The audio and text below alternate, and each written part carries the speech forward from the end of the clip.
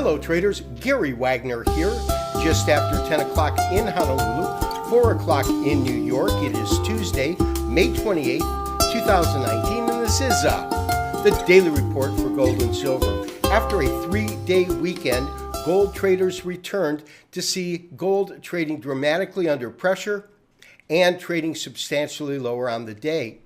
It was a very, very odd mix in that equities were trading higher at the time, and we saw the dollar getting stronger, but yet we saw no concern whatsoever for the current negotiations going on between China and the United States.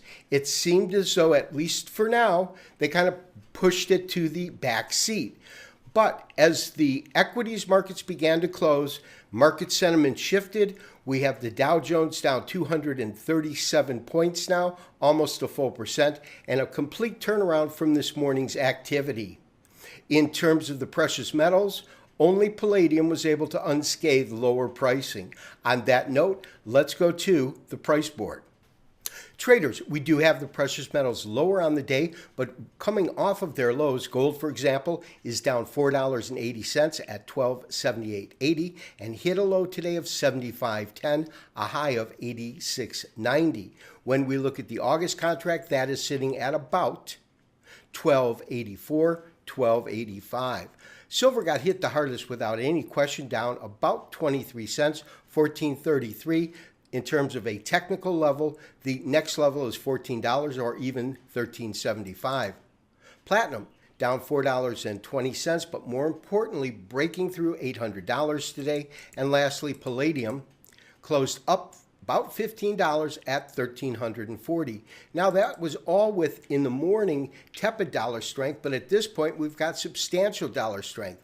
Considering that gold is down 0.37% and the dollar index is up 0.34 if we round up a little bit, all of the downside we're witnessing in gold is really dollar strength. Traders are not actively selling today. Let's take a look at our technical studies. Traders, although gold opened sharply lower this morning and is currently just off the lows at $1279.10, putting it down about $4.50.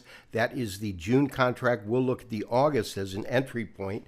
But in terms of our technical parameters that we're currently looking at, we have to acknowledge that there is still very, very strong resistance at the 0.38% retracement level. We can see that right in this area being a point of resistance. We can also see that occur right here and look at it as a level of support both here and here, as well as to some degree a point that the market broke out once it broke up above that.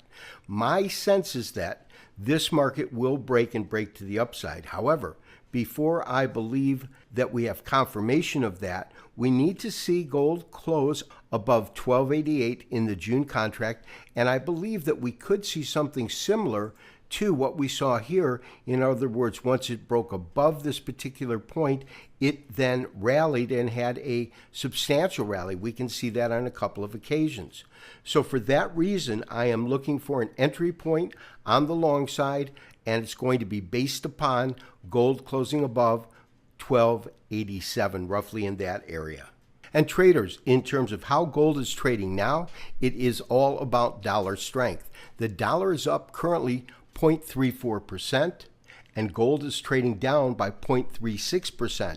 So that means that only 0.2% can be directly attributed to selling pressure, and the remainder of the sell-off in gold directly a result of an extremely strong dollar.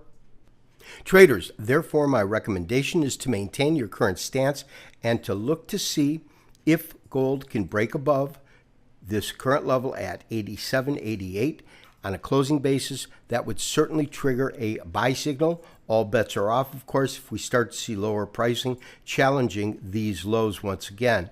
But as I said, I do right now have a bias to the upside based upon the fundamentals. This has been Gary Wagner, wishing you, as always, good trading. We will talk to you tomorrow for the next daily update and review. Bye-bye.